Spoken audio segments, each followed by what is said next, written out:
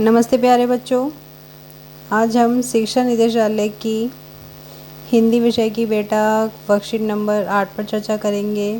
दिनांक है आज 23 जुलाई 2021।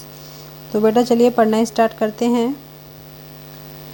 हम जिस प्रकार का उद्देश्य और इच्छा शक्ति रखेंगे उसके अनुरूप ही कार्य करेंगे, उसी प्रकार बनेंगे।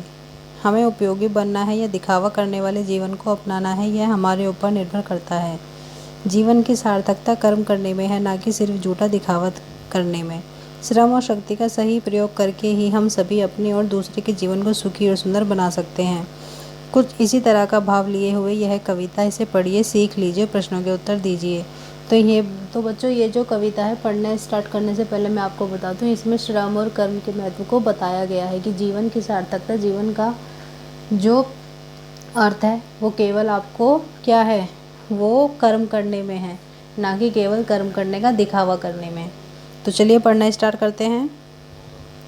तुम रजनी के चांद बनोगे या दिन के मार्तंड प्रखर, एक बात है मुझे पूछनी, फूल बनोगे या पत्थर। तो यहाँ पर कवि मनुष्य से पूछ रहा है कि क्या तुम रात में चमकने वाले चांद बनोगे या दिन में सबके जीवन में प्रकाश भरने वाला सूर्य। रजनी का मतलब होता है रात, मार्तंड का मतलब होता है सूर्य। तो ये तुम्हारे ऊपर निर्भर करता है कि तुम क्या बनना चाहते हो। तुम रात्रि के चांद बनना चाहते हो या फिर दिन में जो सबके जीवन में प्रकाश भर दे वो सूरज बनना चाहते हो। एक बात है मुझे पूछनी, फूल बनोगे या पत्थर। मैं तुमसे ये जानना चाहता हूँ कि तुम फूल बनोगे या पत्थर। तुम लोगों के जीवन में खुशियाँ बखेरने वाले, खुशियाँ रूपी खुशबू लाने वाले फूल बनोगे या कठोर हृदय वाले पत्थर बनोगे। तेल फुलेल क्रीम कंघी से नकली रूप सजाओगे या असली सौंदर्य लहू का आनन पर चमकाओगे। यहाँ पर एक शब्द आया है बच्चों, आनन। आनन का मतलब होता है मुख, चेहरा।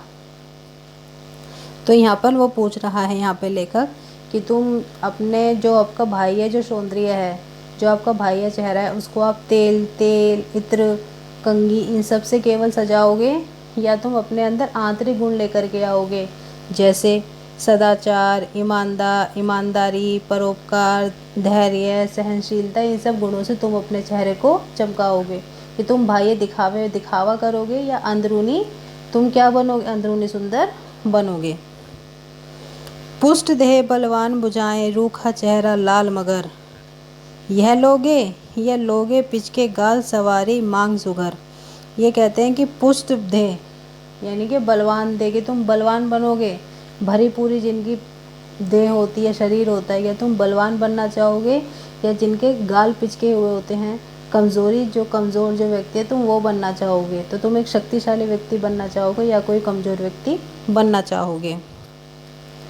जीवन का वन नहीं सजा जाता कागज़ के फूलों से, अच्छा है दो पाठ इसे जीवित बलवान बबूलों से। तो यहाँ पर लेखक कह रहा है कि जीवन रूपी जो उपवन है, जो जीवन है, वो नकली फूलों से नहीं सजाया जा सकता। नकली फूल यानी दिखावे से नहीं सजाया जा सकता।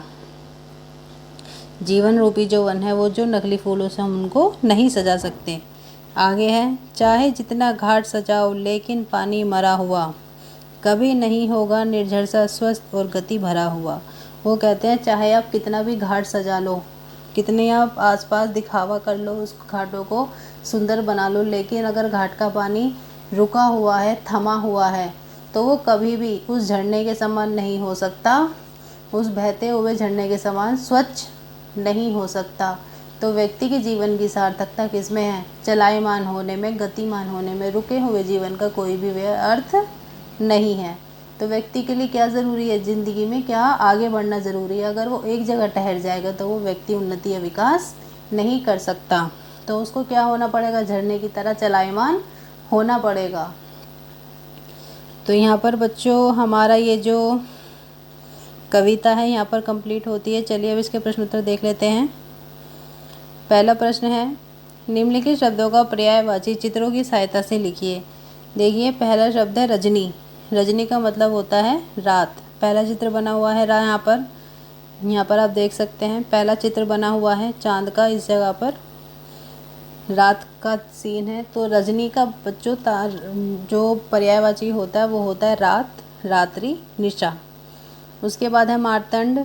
मार्तंड का पर्यायवाची होता है सूर्य, रवि, भानु। आनन, आनन का पर्यायवाची होता है बच्चों मुख, मुंह, चेहरा।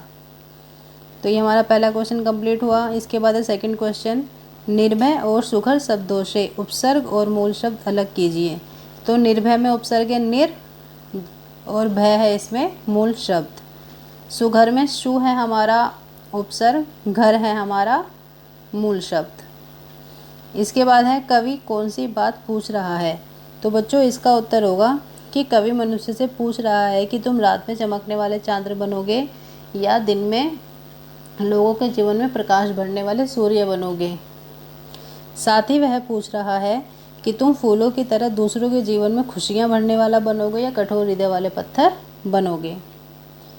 इसके बाद अगला प्रश्न है, नकली रूप सजाने और संवारने के लिए लोग क्या क्या करते हैं। तो बच्चों इसका उत्तर होगा कि नकली रूप सजाने और संवारने के लिए लोग बनावटीपन एवं दिखावे में ज़्यादा विश्वास करते हैं। अपने मुख की सुंदरता को बढ़ाने के लिए तेल, क्रीम जैसी भारी सामग्री का उपयोग करते हैं। अगला प्रश्न है, निम्न पंक्तियों का भाव स्पष्ट कीजिए। जीवन का वन नहीं सजा जाता कागज के फूलों से, अच्छा है दो पाठ इसे जीवित बलवान बबूलों से। तो इसका उत्तर होगा बच्चों कि कवि लोगों को समझाते हुए कहता है कि इस जीवन रूपी उपवन को महकाने के लिए बनावटीपन या दिखावे की आवश्यकता नहीं है। उसके लिए धैर्य, सहनशीलता, परोपकार और ईमानदारी जैसे गुणों की आवश्यकता होती है और इन्हीं गुणों से वह दूसरों के जीवन में खुशियाँ भर सकता है। केवल बनावटी फूलों से वह दूसरों के जीवन को सजा नहीं सकता। इसके बाद अगला प्रश्न है बच्चों, कुछ करिए। इसमें आपको एक एक्टिविटी दी गई है, गतिविधि। इसी तरह की कोई अन्य कविता रिकॉर्ड करके विद्यालय समूह में भेजिए। तो मैं आपको एक एग्जाम्पल के तौर पे लिख के बता देती हूँ, ये आप लिख सकते हैं। तो इसको आप लिख सकते हैं कि इस कविता के समकक्ष द्वारिका प्रसाद माहेश्वरी जी ने पंक्तियाँ लिखी हैं। इतने ऊंचे उठो कि जितना उठा गगन है, देखो इस सारी दुनिया को एक दृष्टि से, सिंचित करो धरा समता की भाव वृष्टि से, जाति भेद की धर्म वेश की, काले गोरे रंग द्वेष की, ज्वालाओं से जलते जग में इतने शीतल होके जितना मलय पवन है, इतने ऊंचे उठो कि जितना उठा गगन है। तो बच्चों यहाँ पर हमारी ये वर्कशीट नंबर 8 कंप्लीट होती है। इसको कंप्लीट कर लीजिए और अपने टीचर्स के साथ शेयर कर दीजिए। ओके बच्चों, हैव अ नाइस डे। अगर अभी तक आपने इस चैनल को सब्सक्राइब नहीं किया है बेटा तो सब्सक्राइब कर लीजिए। Anyways, have a nice day, thank you.